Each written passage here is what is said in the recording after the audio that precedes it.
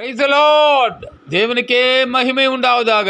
இந்த காலை பொழுதும் உங்கள் அனைவரையும் சந்திப்பதில் மிகுந்த சந்தோஷம் கொள்கிறோம். கர்த்தர் தாமே உங்களை ஆசீர்வதிப்பாராக. வாருங்கள், தேவனிடத்திலிருந்து ஆசீர்வாதத்தை பெற்றுக்கொள்வோம். இன்று நாளுக்கான ஜெபமானது குடும்பங்களுக்காக ஜெபிக்கப் போகிறோம். கர்த்தர் தாமே உங்களை ஆசீர்வதிப்பாராக. அதற்கு முன்பாக திருமண நாள் மற்றும் பிறந்தநாள் காணும் அனைவருக்கும் எங்கள் யூடியூப் சேனல் வழியாக வாழ்த்துதனை தெரிவித்துக் கொள்கிறோம். கர்த்தர் தாமே உங்களை ஆசீர்வதிப்பாராக. இந்த நாட்களிலே குடும்பங்களிலே ஏற்படுகிற அநேக போராட்டத்துக்கு பிள்ளைகளும் ஒரு காரணம்தான். என்னவென்றால், தாய் தந்தைக்கு கீழ்ப்படியாத சில பிள்ளைகள் இருக்கிறார்கள். அதாவது இந்த பிள்ளைகள் நல்லபடியாக படிக்க வேண்டும், நல்ல ஒரு வேலையில் சேர வேண்டும் என்பது தாய் தந்தையோட கடமைகளிலே முக்கியமானது ஒன்று.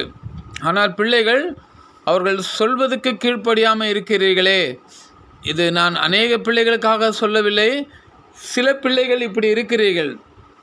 காரணம், உபதேசம் என்று சபைக்கு போய் சபையில் சொல்கிற விஷயங்களை உற்று கவனித்து தேவனோட பாதத்தை பிடித்து ஜெபிக்க வேண்டிய இந்த நாட்களில் உங்கள் வாழ்க்கையில் ஏற்படுகிற துன்பங்கள் எங்கிருந்து வருகிறது என்றால், ஒரு வார்த்தை உண்டு, இளமையிலே சோம்பல், முதுமையிலே வறுமை. காரணம், நாம் இளமையிலே என்ன செய்ய வேண்டும் என்று நினைக்கிறோமோ அதை செய்துவிட வேண்டும். அதை விட்டுட்டு போதைக்கு அடிமையாக இருக்கிற சில பிள்ளைகள் உண்டு. இல்லையென்றால் காதல் களியாட்டம் என்று ஒரு விஷயத்தில் சில பிள்ளைகள் உண்டு. இதனால் உங்கள் ஒவ்வொரு வருடம் கழிந்து போகும்போது ஒரு வயது உங்களை கடந்து போகிறது. அதில் மனதில் கொள்ளுங்கள். ஆனால் அந்த வயது முதிர்ந்த போது நீங்கள் முயற்சி செய்தாலும் உங்கள் இலக்கை அடைய முடியாது. ஏனென்றால் தேவன் என்ன சொல்கிறார் என்றால், தாயும் தந்தையும் கனப்படுத்து என்று சொல்கிறார், உதாசீனம் படுத்தாதீர்கள் என்று சொல்கிறார். காரணம், தாயும் தந்தையும் இருக்கும்போதே உங்கள் வாழ்க்கையை பிரகாசப்படுத்த அவர்கள் என்ன கஷ்டம் வந்தாலும் இதை பிள்ளைகள் தெரியாதபடி நடந்து கொள்வார்கள். ஏனென்றால் நம் பிள்ளைகள் நல்லா வாழ வேண்டும், நல்ல ஒரு இலக்கை அடைய வேண்டும் என்பதில் கவனமாக இருக்கிற ஒரு ஜீவன் யார் என்றால் அது தாயும் தகப்பனும் மட்டும்தான். இப்போது அவர்களோட அன்பு உங்களுக்கு புரியாத இருக்கலாம். ஆனால் ஒருவேளை அவர்கள் முதிர் வயது வரும்போது அவர்களை நீங்கள் உதாசீனப்படுத்தி விடுகிறீர்களே, அதே வயசு வரும்போது உங்களுக்கு தெரியும் நம் தகப்பனும் தாயும் நமக்காக எவ்வளவு உழைத்திருக்கிறார்கள் என்றால். ஏனென்றால் நாம் வேலை செய்கிற இடத்திலே எவ்வளவோ வேதனைகள் வரும், எவ்வளோ பேச்சு என்னென்னமோ காதில் வரும். ஆனாலும் நாம் பிள்ளைகள் நல்லா வாழ வேண்டுமே என்று அவர்கள் மிகவும் பிரயாசப்பட்டு இடத்திலே வேலையை செய்வார்கள்.